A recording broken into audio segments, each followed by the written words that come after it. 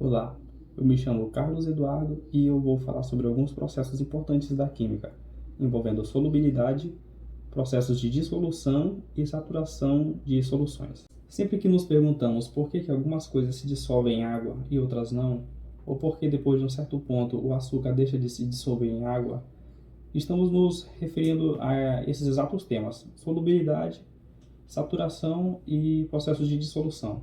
E é exatamente sobre isso que eu vou falar agora de uma forma simples e com alguns exemplos. Na química, soluções são misturas homogêneas formadas por duas ou mais substâncias. Então, para começar, primeiro precisamos saber o que são soluções. Os componentes são denominados de soluto e solvente, onde o soluto é a substância dissolvida e o solvente é a substância que dissolve. Por exemplo, de manhã, quando vamos preparar a água para fazer o café, colocamos uma quantidade de açúcar muito inferior à quantidade de água. E essa mistura de água com açúcar é uma solução, onde a água é o solvente e o açúcar é o soluto. Inclusive, é interessante saber que a água é considerada um solvente universal, pois ela tem a capacidade de dissolver várias substâncias diferentes. É muito importante saber sobre as classificações de uma solução, e eu vou falar um pouco sobre elas. Existem várias condições que determinam o tipo de uma solução. Começando pela quantidade de soluto, as soluções podem ser saturadas, que é quando a quantidade de soluto atinge a capacidade máxima de solubilidade de um solvente. As soluções podem ser insaturadas, quando a quantidade de soluto não atinge a capacidade máxima de solubilidade de um solvente, ou seja, é inferior. E a solução pode ser ainda supersaturada, que é quando a quantidade de soluto atinge e supera a capacidade máxima de solubilidade de um solvente. Um exemplo de supersaturação é quando colocamos uma quantidade exagerada de açúcar em uma quantidade de água. E então, mesmo mexendo bastante, a quantidade de açúcar começa a se acumular no fundo do recipiente e não se dissolve mais. Significa que está supersaturado. Também existe uma classificação referente ao estado físico da solução. Podem ser soluções sólidas, quando envolvem solventes e solutos em estado sólido. Podem ser soluções líquidas, quando envolvem solventes em estado líquido e solutos em estado sólido, líquido ou gasoso. E ainda podem ser soluções gasosas, quando envolve soluto e solvente em estado gasoso. Um exemplo de solução sólida é o aço, onde o ferro é o solvente e o carbono é o soluto. É interessante saber que o carbono é adicionado ao ferro para melhorar as propriedades do ferro, tornando ele mais duro, durável e resistente, formando assim o aço. Agora, um exemplo de solução gasosa é o próprio ar que respiramos, pois ele é composto por nitrogênio, oxigênio, argônio e outros gases, como o neônio e o hélio. Além dessas classificações que eu acabei de citar, também temos mais algumas classificações, como por exemplo a classificação que leva em conta a natureza do soluto. Dessa forma, soluções podem ser classificadas como soluções moleculares, que é quando as partículas dispersas na solução são moléculas, ou seja, não se dissociam em íons quando dissolvidas. As soluções podem ser classificadas também como soluções iônicas, que é quando as partículas dispersas no solvente são íons. Por exemplo, o cloreto de sódio, também conhecido como sal de cozinha. Agora, falando de solubilidade, ela é a capacidade física das substâncias de se dissolverem ou não em um determinado solvente. No que diz respeito à solubilidade, as soluções podem ter algumas classificações. As soluções podem ser classificadas como diluídas, quando a proporção de um soluto em relação a um solvente é baixa. As soluções podem ser classificadas como soluções concentradas, quando a proporção de soluto em relação ao solvente é alta. É importante também saber sobre a concentração, que é associada à quantidade de soluto e solvente em uma solução. Ou seja, a concentração ela aponta a quantidade em gramas de um soluto existente em 1 litro de uma solução. Para calcular a concentração, é preciso usar a fórmula em que a concentração é igual à massa do soluto dividido pelo volume da solução. Por fim, falando da dissolução, a dissolução é o próprio processo em que o soluto se dissolve em um solvente, formando uma solução homogênea. Isso ocorre da seguinte maneira. Primeiro, que é quando o soluto e o solvente entram em contato, que é quando as partículas do solvente se aproximam das partículas do soluto e elas se encontram. Aí vem um segundo momento, em que as partículas do solvente envolvem as partículas do soluto, quebrando a ligação entre elas. E então, as partículas do soluto, após serem quebradas, se espalham por todo o solvente. Só que existem alguns fatores que afetam o processo de dissolução. E esses fatores são a temperatura, sendo que aumentar a temperatura faz com que a dissolução dos sólidos aumente. No entanto, isso não se aplica aos gases, pois como se trata de gases, aumentar a temperatura diminui a solubilidade deles. Um exemplo claro disso é o refrigerante. Percebe-se que quando deixamos um refrigerante muito tempo fora da geladeira e ele esquenta, o gás dele escapa muito mais rápido. Ou seja, quanto maior a temperatura, menos um gás se torna solúvel. Outro fator é a agitação. Mexer uma solução pode ajudar o solvente a quebrar e envolver mais rápido o soluto. Também tem a superfície de contato. A gente percebe isso quando um soluto em pó se dissolve muito mais rápido do que se fosse um pedaço grande. Por fim, tem a pressão. Aumentar a pressão sobre um gás aumenta a sua solubilidade em líquido, como por exemplo o próprio gás do refrigerante. Aqui está um exemplo de como questões sobre este assunto podem cair em alguns vestibulares, como por exemplo, esta daqui caiu no Enem de 2012. Vamos resolver essa. Durante o preparo de um refresco, um estudante adiciona 100 gramas de açúcar em 200 ml de água. Em seguida, ele agita e percebe que todo o açúcar se dissolve. Curioso, ele continua adicionando açúcar e agitando, até notar que o açúcar para de se dissolver e começa a se acumular no fundo do copo. Esse experimento está relacionado a um conceito químico muito importante no estudo das soluções. A partir das observações feitas pelo estudante, qual alternativa expressa corretamente a classificação da solução no momento em que o açúcar parou de se dissolver? Essa questão, ela fala sobre o assunto da saturação das soluções. Bem como eu falei no começo do vídeo, que a solução sofre algumas classificações de acordo com a sua saturação. Lembrando que elas podem ser saturadas quando a quantidade de soluto numa solução atinge a capacidade máxima de solubilidade do solvente.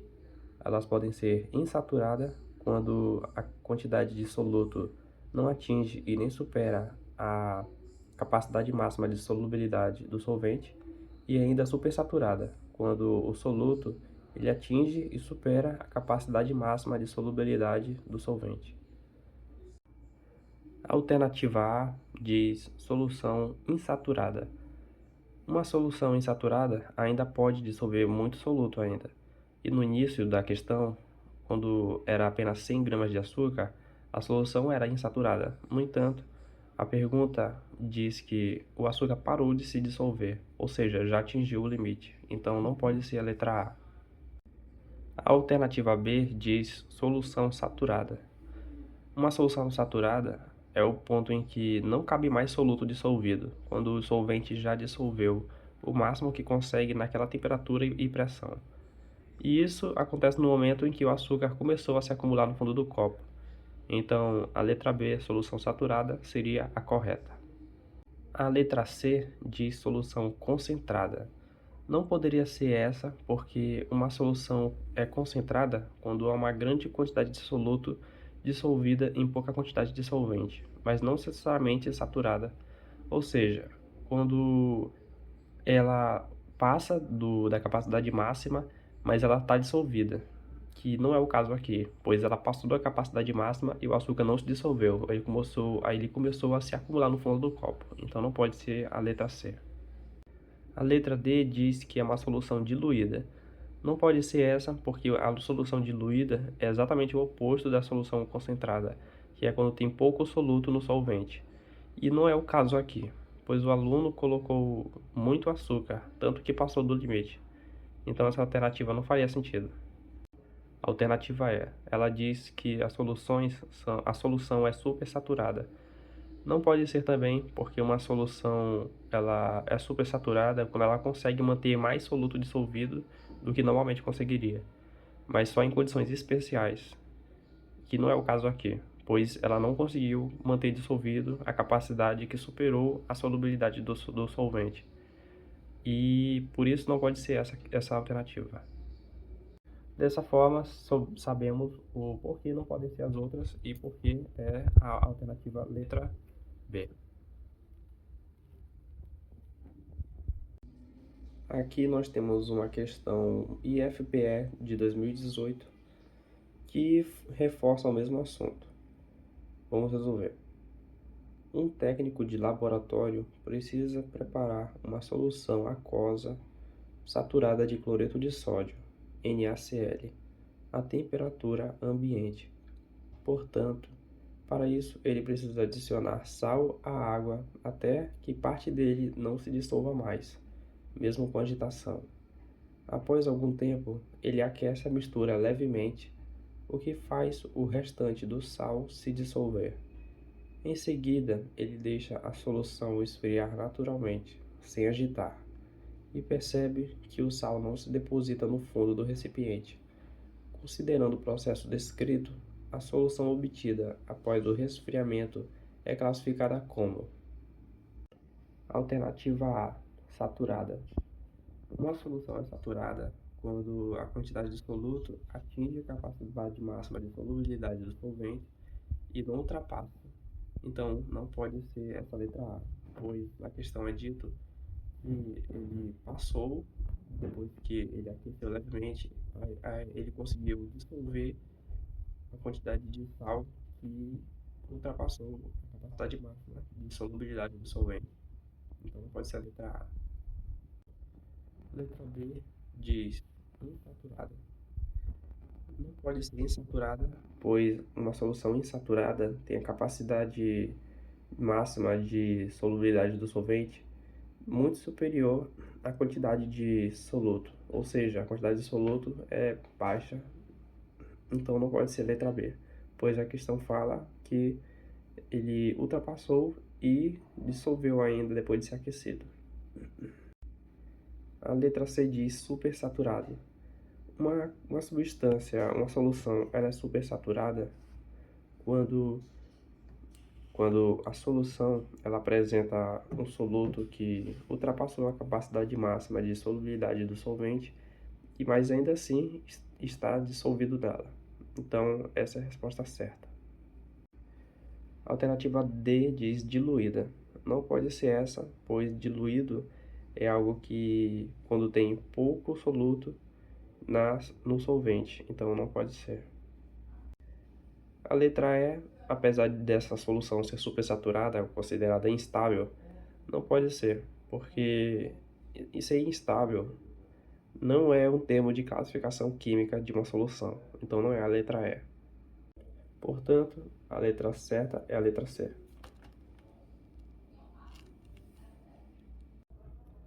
Aqui temos uma questão que fala sobre concentração. Ela é bem simples. Um estudante prepara uma solução dissolvendo 20 gramas de sal, NaCl, em 200 ml de água. Qual a concentração comum dessa solução em gramas por litro? Aqui nós vamos usar a fórmula onde a concentração é igual a massa dividido para o volume. E a massa, no caso, ela já está em gramas, e o volume é a única coisa que a gente vai converter, pois ele está em ml. E a concentração nós queremos ela em grama por litro. Dessa forma, vamos converter apenas o volume, onde 200 ml